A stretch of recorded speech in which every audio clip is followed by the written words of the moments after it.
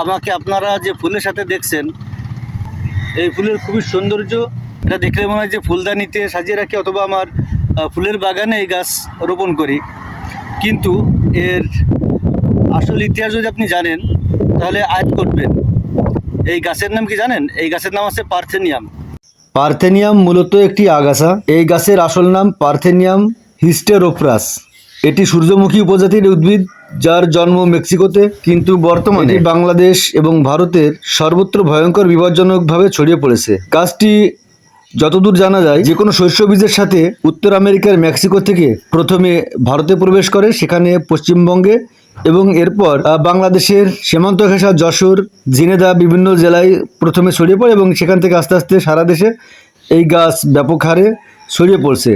Parthenium গাছ বাঁচে মাত্র 3 থেকে 4 মাস। এই সময়ের মধ্যেই 3 বার ফুল ও বীজ দেয়। আশ্চর্যের বিষয় হচ্ছে, কখনো দেখবেন না যে এই ফুল থেকে মৌমাছি মধু আহরণ করছে, কারণ এটি একটি বিষাক্ত গাছ।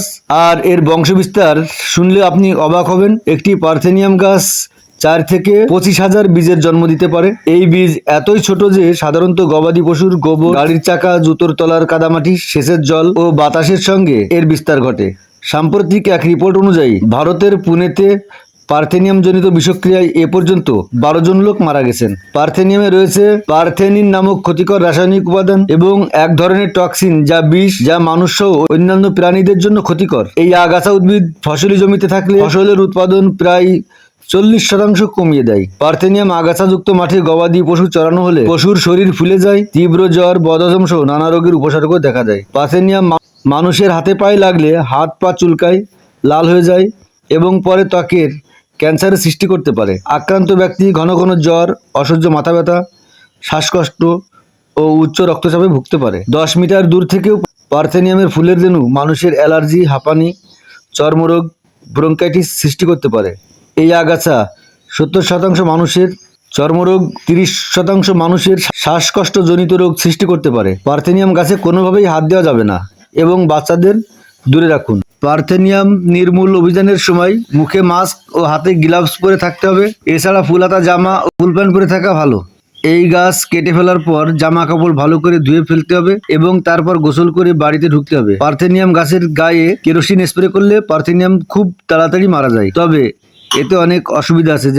যেমন এই পদ্ধতি ব্যয় সাপেক্ষ। কেরোসিন জলাশয়ে ছড়িয়ে পড়লে পানি নষ্ট হবে, তাই খুব কম খরচে এই আগাছা বিনাশ করার সবচেয়ে ভালো উপায় হলো 4 থেকে 5 লিটার পানিতে 1 কেজি লবণ ভালো করে মিশিয়ে গাছের পাতায় ও গোড়াতে স্প্রে করলে 2 দিনের মধ্যে পার্থেনিয়াম গাছ মারা যায়।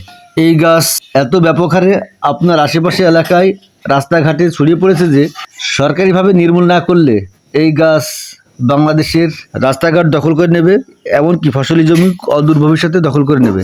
আমরা দেখতে পাই অনেক পতিত জমিতে এই গাছ ব্যাপক আকারে ছড়িয়ে পড়েছে। তাই আমরা বাংলাদেশ সরকারের কাছে এই গাছ নির্মূলের জন্য আকুল আবেদন জানাচ্ছি। সৈয়দ তানভীর আলী, তুলারামপুর, নড়াইল। ভিডিওটি শেয়ার করে নিজে বাঁচুন এবং অপরকে বাঁচতে সাহায্য করুন, কারণ আপনার বাড়ির আশেপাশেই থাকতে পারে এই পার্থেনিয়াম গাছ।